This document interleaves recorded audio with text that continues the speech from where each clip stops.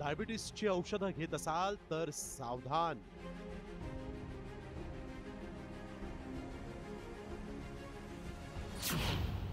Diabetes लठ्ठपणाची औषधच नकली.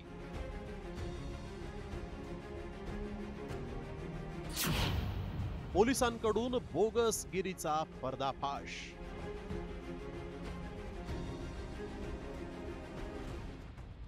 तुम्ही डायबिटीसची औषधं घेत असाल तर सावधान.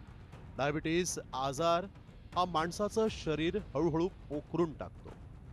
त्यामुळे डायबिटीज आणि लठ्ठपणावर नियंत्रणासाठी म्हणून 12 कोटींपेक्षा जास्त लोक औषधं आणि इंजेक्शन्स घेतात.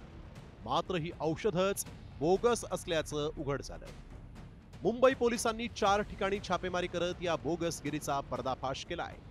वापराकरता मेडिसिन आम्ही आणतोय असं करून काही फॉरेनर्सच्या मदतीने ह्या मेडिसिन्स आपल्या देशामध्ये, आपल्या महाराष्ट्रामध्ये आणल्या जात आहेत.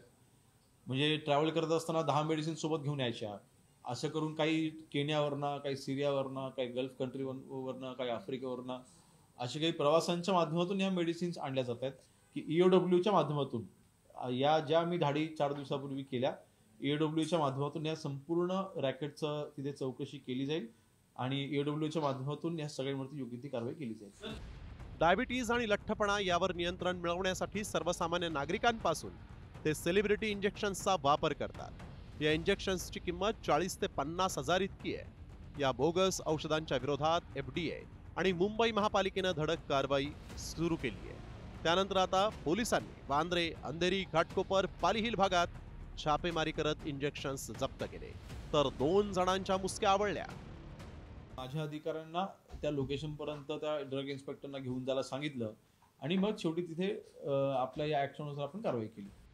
महाराष्ट्रात 10% जास्त लोक डायबिटीजवर नियंत्रण मिळवण्यासाठी औषधं घेत आहेत. मात्र ही औषधं विनापरवाना दुसऱ्या देशातून कुरिअरद्वारे आणली जातात. त्याची सोशल मीडियावर जाहिरात केली जाते आणि त्यातच सर्वसामान्य नागरिक फसतो.